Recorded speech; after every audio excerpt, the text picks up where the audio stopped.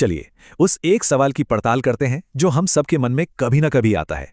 क्या हम वाकई अकेले हैं, या फिर कहीं और भी कोई है जो हमारी ही तरह अपने आसमान को देख रहा है? सबसे पहले ये समझते हैं कि हम ढूंढ क्या रहे हैं।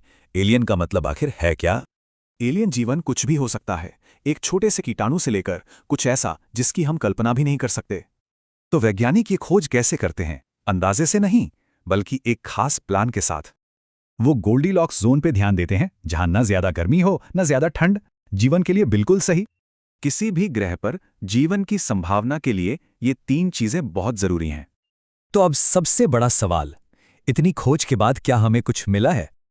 इसका सीधा और सच्चा जवाब है नहीं, अभी तक तो नहीं। लेकिन कहानी यहीं खत्म नहीं होती। हमें कुछ बहुत ही दिलचस्प सुराग मिले हैं। हमारे सौरमंडल में ही कुछ सुराग हैं, जैसे मंगल पर सूखी नदियों के निशान।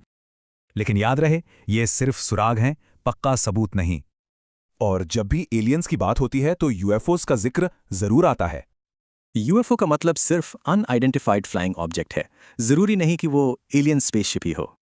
ज्यादातर यूएफओ देखे जाने की वजह पता चल जाती हैं, बहुत कम ही एक पहेली बनी रहती हैं। असली खोज दुनिया की सबसे बड़ी वैज्ञानिक संस्थाएं कर रही हैं।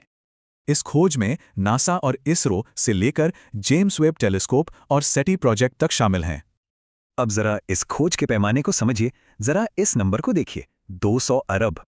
ये हमारे ब्रह्मांड में मौजूद आकाशगंगाओं की अनुमानित संख्या है, और हर एक में अरबों तारे हैं। और यही बात हमें ब्रह्मांड विज्ञान की सबसे बड़ी पहेली तक ले जाती है। यही तो पहेली है।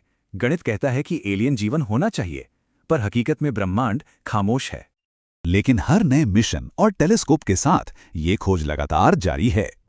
सवाल वही है, हम उनसे आखिर कब मिलेंगे?